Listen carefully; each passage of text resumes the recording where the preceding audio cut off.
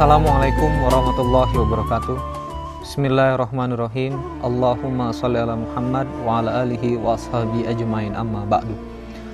Sahabat-sahabat pemirsa MKTV yang dimuliakan oleh Allah Subhanahu wa taala, alhamdulillahirabbil alamin, kita bisa bersilaturahim dalam kajian kali ini.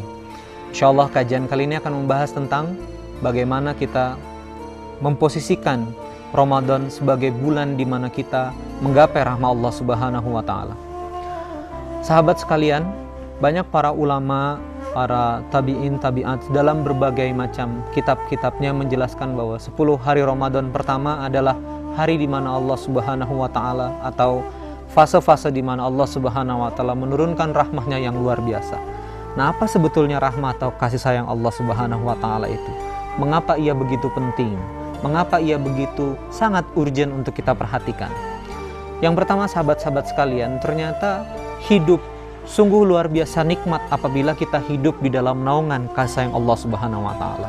Kita hidup di dalam ghasyiyatuhumur rahmah, dalam naungan kasih sayang Allah Subhanahu wa taala, naungan rahmah Allah Subhanahu wa taala. Maksudnya apa? Begini sahabat sekalian.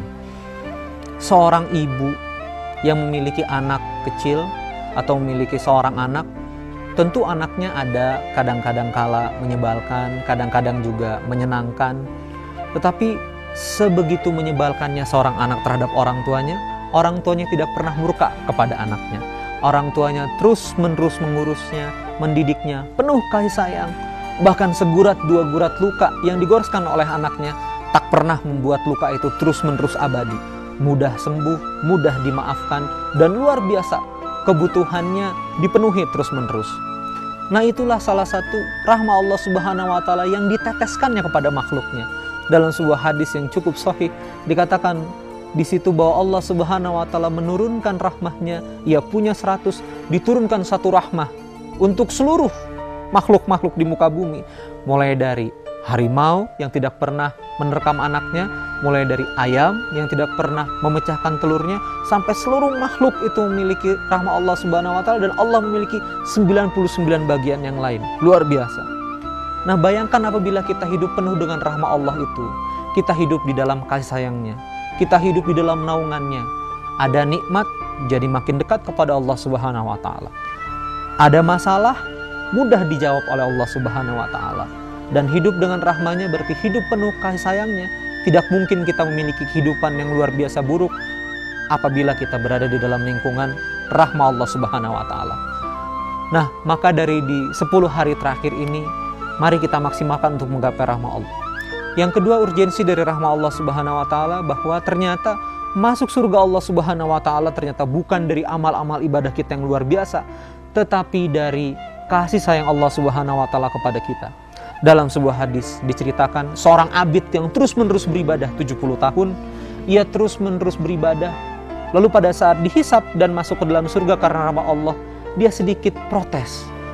Mengapa tidak masuk surga karena ibadah kepada Allah Subhanahu wa taala?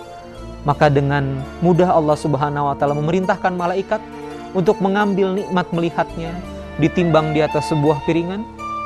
Lalu ia mengambil pahala dari 70 tahun beribadahnya, ditimbang ternyata habis impas luar biasa.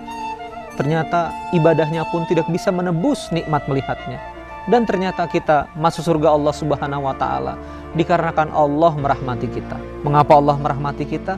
Karena kita beribadah, kita beriman kepada Allah Subhanahu wa taala, dan kita betul-betul meminta kasih sayang Allah Subhanahu wa taala. Allahumma arhamna, ya Allah rahmatilah kami semua.